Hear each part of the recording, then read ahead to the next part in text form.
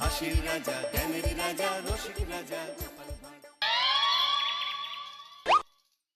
কি গো গিন্নি, এটা কিসের ফর্দ? কোনো অনুষ্ঠান হবে নাকি? বিয়ে হবে গো। বিয়ে? কার বিয়ে? ভগবান শিবের সাথে দেবী পার্বতীর বিয়ে। সামনে শিবরাত্রি, মনে নেই? হ্যাঁ, তা মনে আছে, কিন্তু এই ফর্দটা কি জন্য গিন্নি? আমি শিবরাত্রির দিন বিকেলে বাবার মাথায় দুধ ঢালতে যাব, তাই তোমাকে আগে থেকে লিখে দিলাম কি কি লাগবে। সব আগে আগে নিয়ে আসবে। হ্যাঁ, দেখি কি লেখা আছে। দুধ 1 সের, গঙ্গা জল, নারকেল, ঘি, মধু, দই, সন্দেশ, রসগোল্লা, আকন্দ ফুলের মালা, ধূপ, মোমবাতি, 108টা বেলপাতা, ধূত্র ফুল, নীলকণ্ঠ ফুল, লাল পাড়, সাদা পাটের শাড়ি। ওরে বাবা, এত কিছু!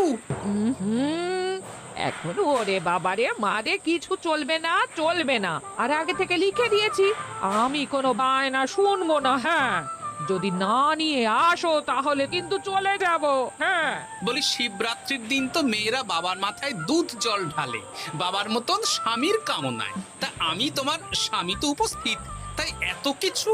তোমার মঙ্গল কামনায় গো। তুমি আর বাড়তি কথা বলবে না, যা বলেছি সেদিন নিয়ে আসবে। হ্যাঁ, বেশ বেশ, ঠিক আছে বাবা, ঠিক আছে। তাহলে আমি এখনই যাই, সব দোকানে দোকানে বায়না করে আসি। সেদিন তো এইসব জিনিসের চাহিদা তুঙ্গে থাকে। হ্যাঁ, তা যাও, সেটাই বুদ্ধিমানের কাজ হবে। হ্যাঁ,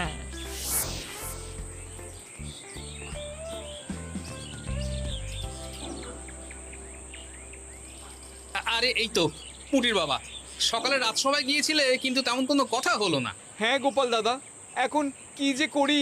ঠিক আছে ঠিক আছে, আমি দেখছি কি ব্যবস্থা করা যায়, বুঝলে। ঠিক আছে গোপাল দাদা, একটু দেখো, বুঝতেই তো পারছো অভাবের সংসার।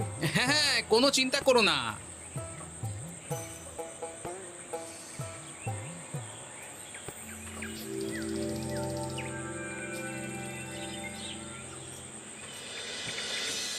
আচ্ছা, আজ তাহলে শিবরাত্রির আয়োজন নিয়ে আলোচনা হোক। মহারাজ, এসব নিয়ে আপনি চিন্তা করবেন কেন? আরে আমার মতন একজন মন্ত্রী থাকতে আপনার মাথা ঘামানোর কোনো দরকারই নেই। না না মহারাজ, একদম মন্ত্রী মশাইকে দায়িত্ব দেবেন না। উনি প্রত্যেকবার দায়িত্ব নিয়ে সব তালগোল করে দেন, আর সব শেষে বলেন আমার ভুল হয়ে গেছে, আমাকে ছেড়ে দিন। এই গোপাল, গোপাল, একদম বাজে কথা বলবে না। আমি এখন ভালো হয়ে গেছি। ভালো না কালো? মহারাজ মহারাজ, আপনি আমাকে দায়িত্ব দিন, আমি সব সামলে দেব। সব কাজ সবাই মিলে করলেই তো ভালো। পুজো পাঠের দায়িত্ব আমার, বাকি আমি জানি না। সে ঠিক আছে, কিন্তু পুজোর জোগাড় অনেক দায়িত্ব, সব হিসেব করে কেনাকাটা করতে হয়। সবচেয়ে বড় ব্যাপার, তার জন্য সৎ হতে হয়। আমি কি অসৎ নাকি? আমি সব দায়িত্ব নেব। না, আমি নেব। আমি নেব। আমি। আহ, চুপ চুপ, একদম চুপ। গোপাল দায়িত্ব নেবে না মন্ত্রী, সেটা তো বিচার করতে হবে। কিভাবে বিচার করবেন মহারাজ? হ্যাঁ, একটা বুদ্ধির পরীক্ষা নেওয়া হবে। আমি এখন গোপালের চেয়ে অনেক বুদ্ধিমান হয়ে গেছি। তাহলে তো ভালো, তুমি গোপালের বুদ্ধির পরীক্ষা নাও। যদি গোপাল জিতে যায় তাহলে গোপালই দায়িত্ব পাবে, নইলে তুমি। ঠিক আছে, আমি এক্ষুনি প্রশ্ন করছি। হ্যাঁ হ্যাঁ, করুন করুন। হ্যাঁ, এমন কি জিনিস যা তুমি যতই খাও পেট ভরবে না? বাবা, মন্ত্রী কি প্রশ্ন করলে! গোপাল, বলো বলো বলো। এবার জমবে মজা। বেশ, তাহলে বলি। হ্যাঁ, বলো বলো। উত্তর হলো বাতাস। যতই খাও পেট ভরে না। গোপালের কি বুদ্ধি! ও মন্ত্রী মশাই, এই গোপাল তো প্রথম দানেই বাজিমাত করে দিল। হ্যাঁ, প্রথমটা তো সহজ ছিল। ঠিক আছে, এতই যদি বুদ্ধিমান হও তাহলে আরেকটা পরীক্ষা দাও। হ্যাঁ মন্ত্রী, বলো। এবার আপনারা একটু অপেক্ষা করুন, আমি আসছি।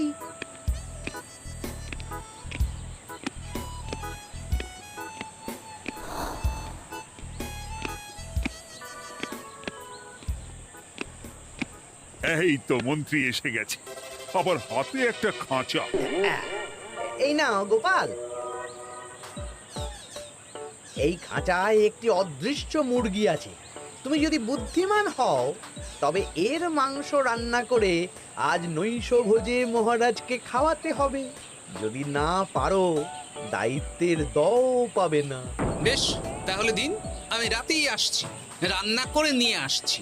আপনারাও সবাই হাজির থাকবেন কিন্তু।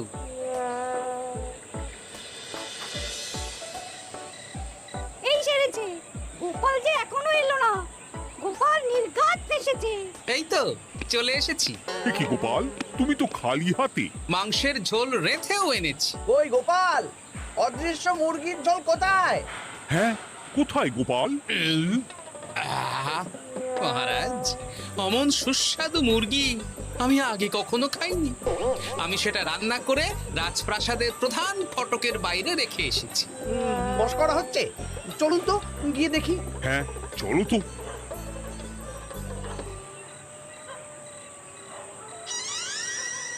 এ কি, এখানে তো কিছুই নেই, আমি তো দেখতে পাচ্ছি না। আমরা তো কেউ কিছু দেখতেই পাচ্ছি না। কোথায় কোথায় মাংসের ঝোল? আরে মন্ত্রী মশাই, অদৃশ্য মুরগি রান্না করলে ঝোলটাও তো অদৃশ্যই হবে। আপনি দেখতে পাচ্ছেন না, মানে আপনার মনে পাপ আছে, নইলে আপনার চোখের সমস্যা। মহারাজ তো ঠিকই দেখতে পাচ্ছেন, তাই না মহারাজ? এই রে, গোপাল তো মোক্ষম জবাব দিয়েছে। হ্যাঁ হ্যাঁ, চমৎকার ঘ্রাণ বেরোচ্ছে। মন্ত্রী, তুমি দেখতে পাচ্ছ না কেন? ইয়ে না মানে ঠিক আছে ঠিক আছে, পাচ্ছি, দেখতে পাচ্ছি। একটু ঝাপসা লাগছে, মনে হয় চোখ দেখাতে হবে। তার মানে গোপাল তো মন্ত্রী মশাইকে পর পর দুবার হারালো। আর একটা সুযোগ দিন মহারাজ, শেষ সুযোগ। বেশ, দিলাম। গোপালের কিন্তু বিশাল বুদ্ধি। মন্ত্রী, দেখো তো তুমি পারো কিনা, আর এটাই শেষ সুযোগ। মহারাজ, গোপাল যদি এতই বুদ্ধিমান হয় তবে ও কি বলতে পারবে কাল ভোরে আমার মনে প্রথম কোন চিন্তাটা আসবে? এটা তো খুবই সহজ কথা। কাল ভোরে আপনার মনে প্রথম চিন্তা আসবে মহারাজ যেন দীর্ঘজীবী হন এবং রাজ্যের উন্নতি হোক। এই সেরেছে, এবার তো মহা ফাপড়ে পড়লাম। আমি যদি বলি না, এটা আমার চিন্তা ছিল না, তবে মহারাজের কাছে বরদান যাবে। আর যদি বলি হ্যাঁ, তবে গোপালের বুদ্ধির কাছে আমাকে হার মানতে হবে। কি মন্ত্রী, বলো। হ্যাঁ, ঠিক বলেছ গোপাল, এটাই আমার চিন্তা ছিল। সাবাস গোপাল, সাবাস, কি তীক্ষ্ণ বুদ্ধি। তাহলে এই বুদ্ধির পরীক্ষায় বিজয়ী হলো গোপাল। জয় গোপালের জয়। তাহলে শিবরাত্রির পুজোর আয়োজনের দায়িত্ব এবার গোপালের। আমার আর কোনো চিন্তা রইল না। মহারাজ, গোপাল তো সব দায়িত্বই পেল, আমাকেও কিছু একটা দায়িত্ব দিন। আমিও একটা ঈশ্বরের সেবা করার সুযোগ চাই। আহ, তুমি তো হেরে গেলে। তাতে কি, ভালো কাজ করতে চাইছি, একটু সুযোগ দিন মহারাজ। বেশ, তাহলে তুমি গ্রামবাসীদের ভোগ প্রসাদ খাওয়ানোর দায়িত্বটা নাও। ধন্যবাদ মহারাজ। হ্যাঁ মন্ত্রী, মিলেমিশে কাজ করো, কিন্তু ঝামেলা করো না। না না, আমি সুষ্ঠুভাবে পালন করব। ঠিক আছে মন্ত্রী মশাই, তাহলে ওইটুকুই করুক, কিন্তু আমার কাজে কোনো বাধা দিতে আসবেন না। না না না, তোমার কাজে কোনো বাধা আসবে না। আমি ভোগ প্রসাদ বিতরণ, খাওয়া দাওয়া, এই সব ব্যাপারটা দেখব।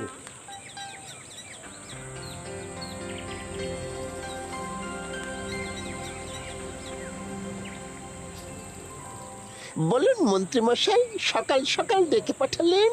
শোন বটা ঘটা, এবারে শিবরাত্রি উপলক্ষে যে ভোগ প্রসাদ জনগণের উদ্দেশ্যে বিতরণ হবে তার পুরো দায়িত্বই আমার। তাতে কি, মহারাজ আয়োজন করেন আর সব রাজ্যবাসী বিনামূল্যে খেয়ে যান।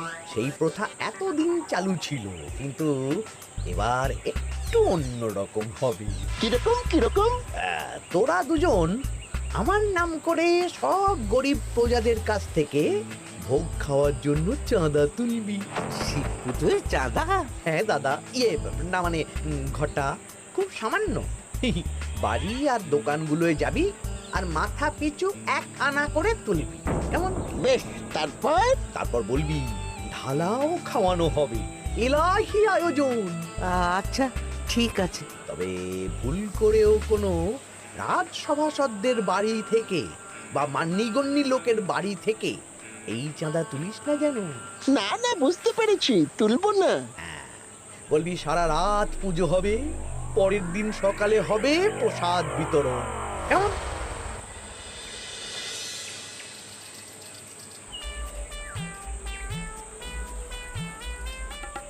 বলা, এবারে শিবরাত্রি উপলক্ষে যে পূজা হবে তার ভোগ প্রসাদ খাবে তো?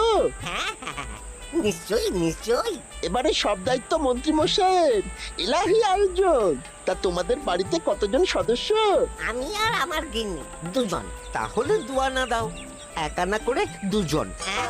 আবার অর্থ দিতে হচ্ছে? হ্যাঁ, এলাহি আয়োজন, তাই এই সামান্য অনুদান। আচ্ছা বেশ, এই নাও দুয়ানা। চিন্তা করো না ভোলা, এমন খাওয়ানো হবে না। রাতের বেলা শিব পুজো আর পরের দিন সকালে জীব পুজো।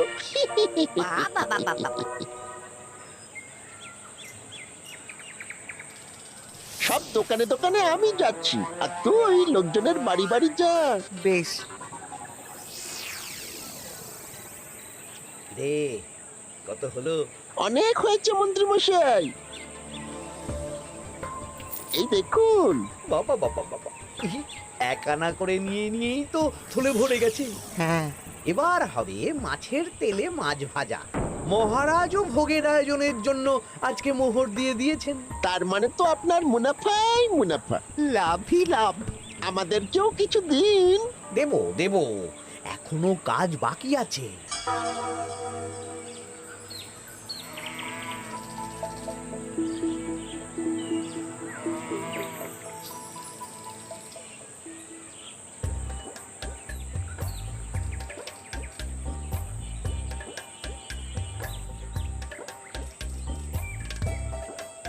আরে আরে গোপাল দাদা যে, এত কিছু কি নিয়ে যাচ্ছ? এই তো শিবরাত্রির পুজো উপলক্ষে দশকর্মার বাজার রাজবাড়ি নিয়ে যাচ্ছি। এবারে তো এলাহি ভোগের আয়োজন। রাতের বেলা শিব পুজো আর পরের দিন সকালে নাকি জীব পুজো। মন্ত্রী মশাই দায়িত্ব নিয়ে খাওয়াচ্ছেন। না, খাওয়ার আয়োজন তো এমন কিছু নয়। আমি যতদূর জানি ওই খিচুড়ি, আলুর দম, ছেঁচড়া, পায়েস, চাটনি আর একটা করে মিষ্টি। আর যতদূর জানি এই ভোগ খাবার জন্য সব গ্রামবাসী থেকে মাথা পিছু এক আনা করে নিয়েছেন। হ্যাঁ, ভোগের প্রসাদ তো বিনামূল্যে।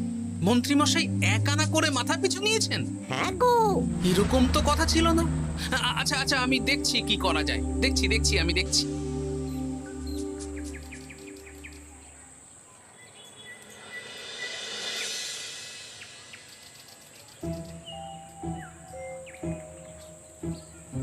ভায়া, বলছি তোমার কাছে মন্ত্রীমশাই এসেছিলেন? হ্যাঁ, চালের বায়না করে গেলেন। তা কি চালের বায়না করলেন?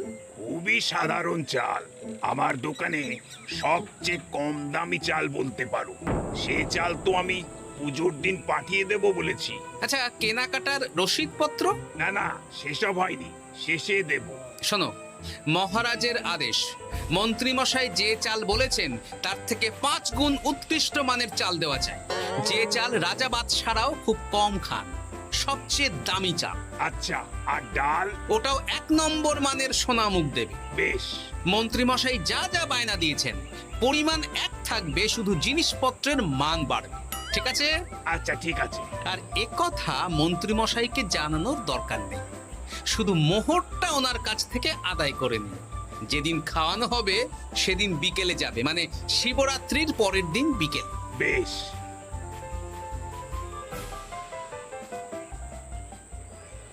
নাও ধরো গিন্নি,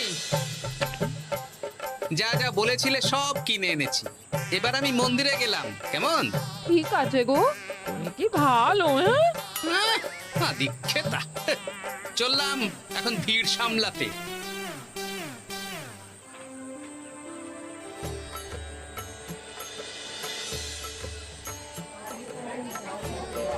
একটু সারিবদ্ধভাবে দাঁড়ান, আপনারও সুযোগ আসবে। বাবা কাউকে ফিরিয়ে দেবে না। দেখো মন্ত্রী, দেখো গোপাল কি সুন্দর ভিড় সামলাচ্ছে। ওকে তো এই জন্যই দায়িত্ব দেওয়া। হ্যাঁ তাই তো দেখছি। ওম নমঃ শিবায়। হে ভোলানাথ, দেবাদিদেব মহাদেব সকলের কল্যাণ করুন।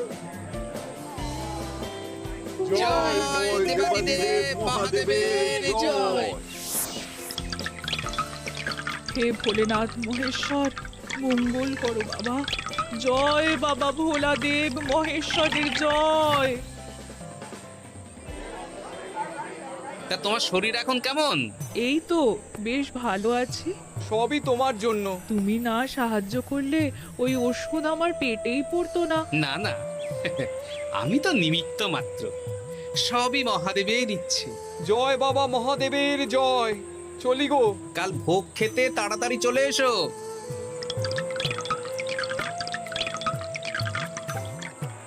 জয় দেবাদিদেব মহাদেবের জয়।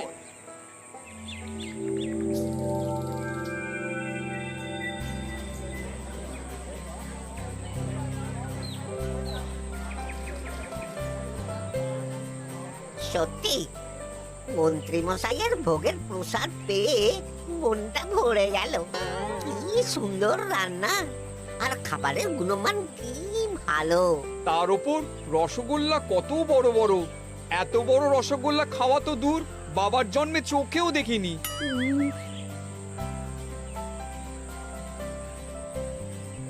এই সেরেছে।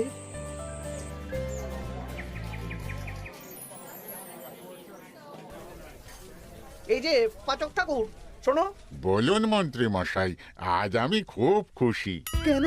আপনি মহান। কেন? মানে আপনি যে চাল পাঠিয়েছেন সে চালে রান্না করা আমার স্বপ্ন ছিল। কি গন্ধ, কি গুণমান, রাজা বাদশাদের চাল বলে কথা। আমি তো খুব সাধারণ মানের চাল দিতে বলেছিলাম, 30 আনা সের মূল্যের চাল। কেন, নবাব বাদশাদের ঘরে এই চালটা থাকে। তাই? কোথা থেকে এলো? কেন, চালের দোকান থেকে এসেছে। মিষ্টিও দারুণ, রসগোল্লা তো নয়, যেন যেন একেবারে বড় বড় রাজভোগ। কি আকার, কি গুণমান, কি স্বাদ। আহা, দেখুন দেখুন দেখুন। বাবা, ভোলা এত বড় রসগোল্লা দিয়েছে। ঠিক আছে, যা হচ্ছে হতে দে। আমি তো চিন্তায় পড়ে গেছি।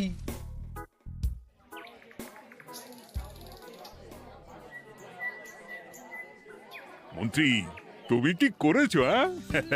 তোমার নামে তো সবাই সুখ্যাতি করছে। না না, এই আর কি। আমি যা অর্থ দিয়েছি এই আয়োজনের জন্য তো তার চেয়ে 5 গুণ বেশি মোহর লাগবে, কিন্তু তুমি কি করে করলে? মন্ত্রীমশাই সত্যিই ভালো হয়ে গেছেন। দেখো গোপাল, দেখো মন্ত্রী সত্যি বদলে গেছেন। সবই তো জনগণের সেবার জন্য। কে জানে বাবা, কি গড়বড় হয়ে গেল।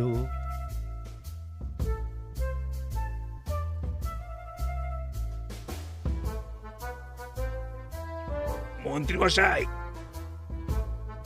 বকেয়া পাওনা নিতে এলাম।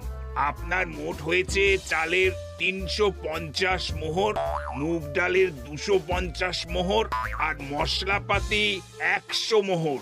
হ্যাঁ, বলো কি? মন্ত্রী মশাই, ওই আপনার মোট বকেয়া 300 মোহর। আর আমার এই 150 মোহর। হ্যাঁ, চলুন মহারাজ, একটু মন্ত্রীমশাইয়ের বাড়ির দিকে ঢু মেরে আসি। চল চলুন, ওনাকে গিয়ে ধন্যবাদ জানিয়ে আসি। এই না না না, আরে আরে আমি কি করে দেব? আমি কি চন্দ্রমুখী আলু দিতে বলেছিলাম? আমি কি করে দেব? না না, ও আপনাকে দিতেই হবে। হ্যাঁ, কি বলছো মন্ত্রী? তুমি এত ভালো কাজ করেছো, এত বড় মুখ করে সকালে বললে যে সবই জনগণের সেবার জন্য। আরে আমি কিভাবে জানবো যে এত খরচ হয়ে যাবে? কেন মন্ত্রীমশাই, আপনি তো গ্রামবাসীদের থেকে অর্থ নিয়েছেন, মাথা পিছু 1 আনা করে। হ্যাঁ, মানে এসব তো কথা ছিল না। এই সেরেছে, গোপাল কি করে জেনে গেল? এসব কথা কি আর চাপা থাকে? আর সেই জন্যই তো আপনি ভালো মানের খাবার খাইয়েছেন। সত্যি তো, যে মানের খাবার খাওয়ানো হয়েছে তা কৃষ্ণনগর কেন, আশেপাশের কয়েকটা নগরের লোকও এই জিনিস চোখে দেখেনি। আর তাই তুমি অর্থ আদায় করেছো? ইয়ে না মানে আমি বুঝতে পারছি না আমার অনুমতি ছাড়া এগুলো হলো কি করে? মন্ত্রী মশাই, বকেয়া পাওনা দিন, নইলে খারাপ হয়ে যাবে বলে দিচ্ছি। হয়ে গেল, আমি ভিখারি হয়ে গেলাম। অগিন্নি, মোহরের থলেগুলো নিয়ে এসো, গয়নাগাটি নিয়ে এসো। আমাকে পথে বসিয়ে দিল। কে কে আমার এত বড় সর্বনাশ করলো? আমি মন্ত্রী মশাই, আমি। আপনি যখন চাঁদা তুলে ভালো খাওয়াতে চাইছেন, তাই সবচেয়ে ভালো খাওয়ানোর ব্যবস্থা করে দিলাম, তাও আবার আপনার ঘাড় ভেঙে। আমার সর্বনাশ হয়ে গেল।